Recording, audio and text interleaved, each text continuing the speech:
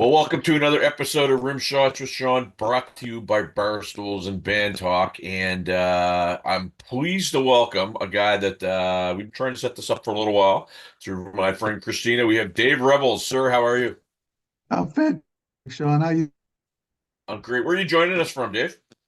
New York City, Long Island, Oh, man, I love Long Island, man. I'm a hockey fan, obviously, home of the Islanders. You got to love that. right down the block, not too far from me. Awesome. So how things been going for Dave Revels? Christina's been sending me an awful lot of your pressers, and you seem to be one busy individual. Well, life is good. I'm doing what I love, which is music, shows, live performances, recording, working with a lot of great people. So life is good. I'm working with a blues artist right now. He's got an album out, Eric B. Turner, and he's doing one of my songs we wrote together called "I Ate the Wrong Kind of Fish." So life is good. I love it. So do you ever I mean, you perform, you write, you produce, you do all kinds of different things. Do you have a preference? Or you just like to throw it all in the blender and kind of smash it out there? I've heard a lot of songwriters who hate to perform, like the great songwriting team of Holland Dozier Holland. Um, Eddie and Brian didn't like performing much, and they're brilliant writers. But me, I'm steeped more in the live side of it. I love to perform live because I like that immediate gratification that comes across when you connect with people and you can see them and feel them. But writing is a extension of that because I'm observant also. I'm an observer of humanity. So when I see things and feel things, I got to talk about it, write about it. So yeah, it's good for me. It's all one blend. Well, as a performer, I mean, you're putting yourself out there both ways, but it's differently both ways, right? Because the live performance is the immediate gratification. And I know I'm a musician myself. I'm a drummer, and I know that Mhm. when you record something and you release it, it may be in the can, but people might not hear it for weeks or months. So it is a different mindset. True. And like I always tell people that a song doesn't really exist until you perform it live. It's all abstract, you know. And so I like the thrill of after writing a song, going out and performing it live. And I say the audience puts the final punctuation on the song, by the way they react to it. They're the final writer in your work because they get to react to it. And that's the realness of writing. That's when it's real. Do you have a preference, Dave, in I guess the size of venue that you play? I mean, I talk to some people and they like the smaller, intimate clubs. They talk to other people, they like the bigger clubs. Do you have a preference? I like an intimate setting. Although there's a thrill when you perform for thousands of people, there's that thrill of the roar of the crowd. Right.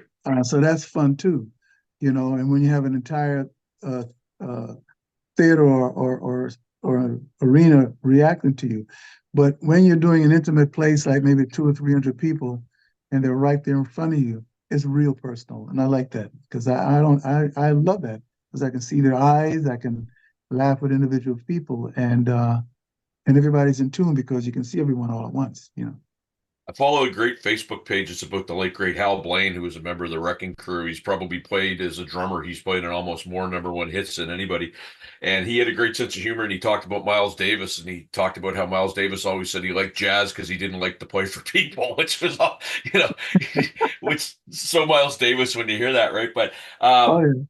what uh, what is your I guess what's the musical climate like in Long Island? I always love to ask this question because everybody that I talk to, it seems like things are picking back up again from the 4 year kind of thing that we went through 4 years ago. Well, it's kind of funny. I rarely play Long Island. I play in Manhattan or play all around the country. Long Island has a lot of tribute acts. I should say, I wouldn't call them so much tribute as a lot of clubs. And unfortunately, if you're not a name person, you kind of get ignored. So you have a lot of great musicians that are playing and singing while people are clinking glasses and talking and laughing and stuff like that. Right. So I think if you define an environment that's dedicated to original art and people come there to hear that, I think that's limited. It's more cover band kind of stuff. So I think what I like to see when I remember when I was coming up, you went to a place and people came to hear original music. Right.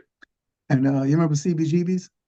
Absolutely. Absolutely. So places like that, people came to see, original work.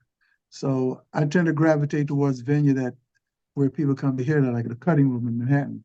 When I play that, I know people come to hear original work so they'll embrace new stuff versus doing covers, you know?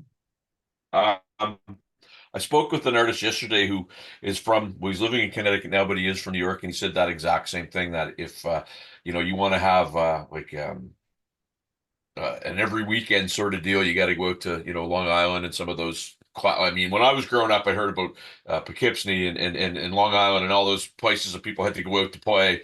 And New York, CBGB's, yes, but it was a lot of like cool, gitchy clubs that people seem to play and really like. So it still kind of has that flavor to it.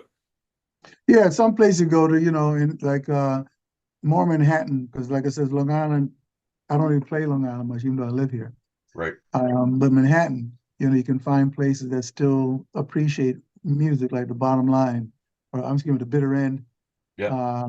Like I said before, the Cutting Room in Manhattan, place like that where people show up and they expect to hear their open original music, And I like to do covers, but one of the things about doing covers is you can hope to maybe emulate the original artist, but you understand that in the back of people's mind when they hear the song, they're still hearing their memory from that moment.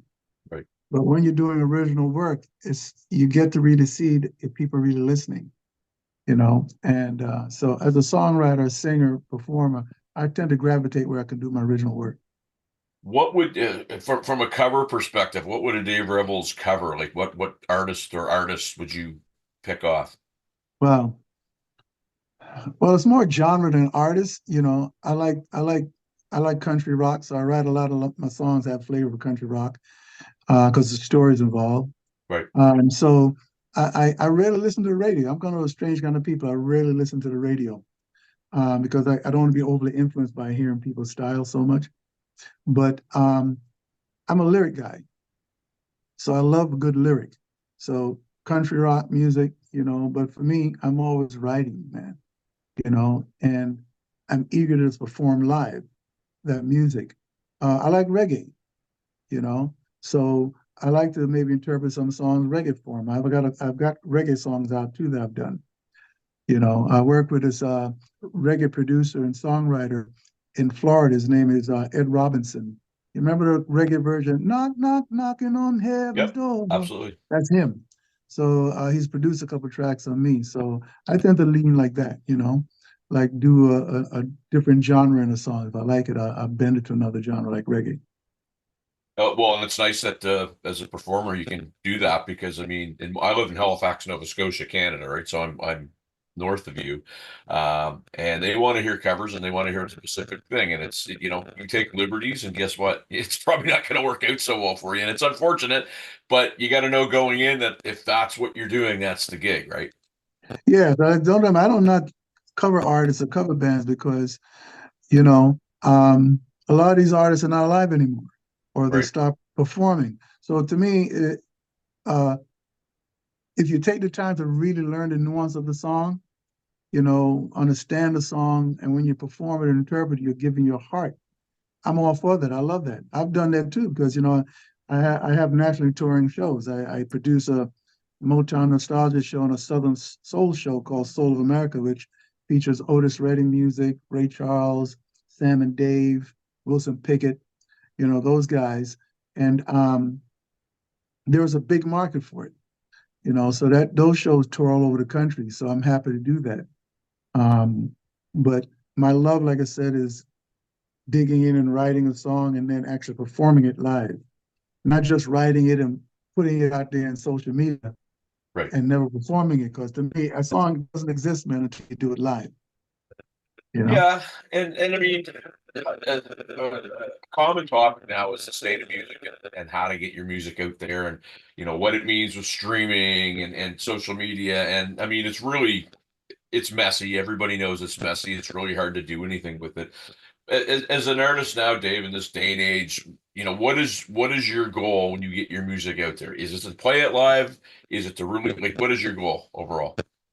Well, first thing, like I said, I'm steeped in live. I've been a live performer for 50 years. I'm only 28, but I've been performing live for 50 years.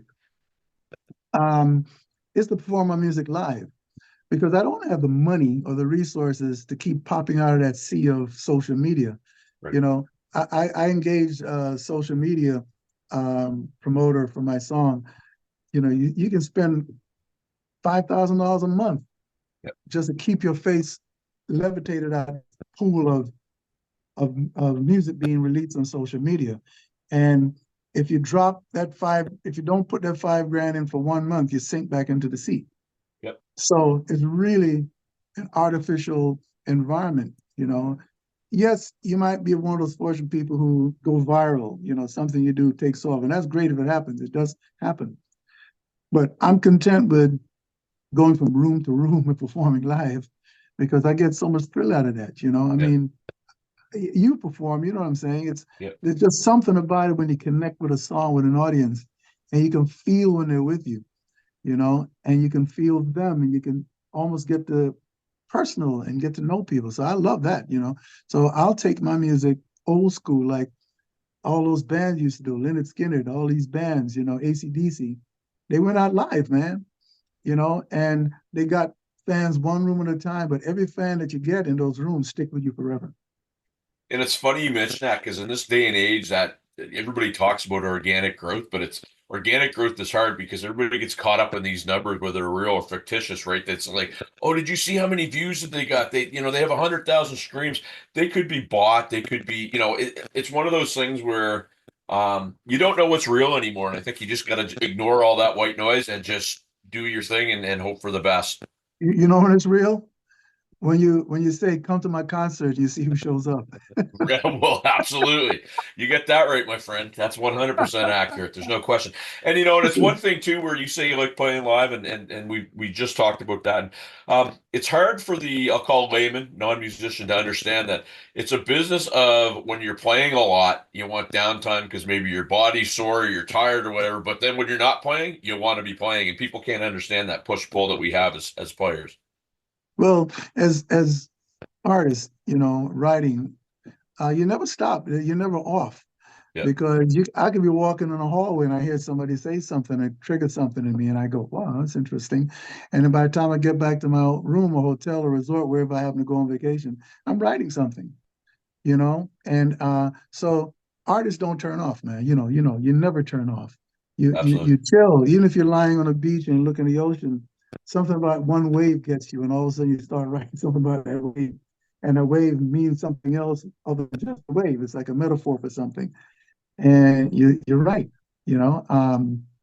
So it's just a natural thing, you know. It's in my I could have done anything else in my life, but art was just something that consumed me all through and through. And my biggest thrill, Sean, is meeting another artist that I can collaborate with, you know, because just by myself is good. Yeah. But when I meet somebody who has a nuance that it's a thrill when you sit down with another writer or another player and you come up with something that moves both of you. So I live for those collaborations, and I don't care how famous that person or how well known that person is I'm about to work with. It means nothing. To me, when you get in a room with somebody, the only mistress is the song you're working on. Yeah. Not what you did last year, what you did 5 years ago, what hit you had then. It's irrelevant. It's just you and that person and the idea. So I'm never intimidated by the body in the room. I embrace the creation, you know, what we're going to create. It makes sense, you know what I mean? 100% because I think people get way too caught up in what people think and way too caught up in who's in the room and not caught up with just simply enjoying what you're doing. And I think that sometimes is very sad. Oh, you know what happens when egos get together in a room to create? Yeah. Nothing gets done. Yeah, exactly. Maybe that's what's going on for me, Dave. No, I'm just kidding. But and I will say you have a very chill background with all those plants, and I look out the window and I see trees and Oh stuff. yeah. Is that a place that you sit quite a bit and kind of work on Yeah, this is stuff? my home. This is my home. This is my bay when it looks out on my backyard. And sometimes I go in my backyard and just sit and chill, listen to the birds and, you know, relax and give thanks for the fact that I have this domicile that's mine and it's my little oasis. It's my little park back there. And behind is the state park. So it's pretty quiet. Okay, sir. Last question. Where can my viewers find more about Dave Revels and where you're going to be playing if they're down there. I actually have a lot of people that follow me in New York, but I have a lot of friends up here that a friend of mine just came back from New York yesterday. Where are they going to find more about you? Well, they'll just tap into YouTube. You'll see my work with Bare Naked Ladies. You see my work with Yorma Cochran from Jefferson Airplane. You see my work with other artists, reggae artists. You see everything I've done. YouTube, type in my name. My website, daverevels.com. But it's kind of like pedestrian now because I haven't developed it much because it was a do-it-yourself. But the thing is, the company, they got slick. They want me now to pay them to do it. So they stopped giving me a chance to get in there and move around with things. Yeah. But if you really want to know me, go to YouTube. Follow me on social media. I'm on Facebook. I'm on Instagram. You know, so it's great. Go check me out. And of course, Revels Music 2018. You can find me there. So and your friend of mine, Christina, pushes your stuff Christine out. is cool. Christine Yeah, is cool, man. she does a great job. She's a good heart. And I hope to meet you guys. Hope to come up there. And meet you. Absolutely, that'd be great. I'm threatening to get down that way, Dave, so you'll be one of the first I look up. Dave Rebels, thanks so much for doing this, my friend. Thank you for your time, man. I appreciate you very much. All the best. All right. Back after this.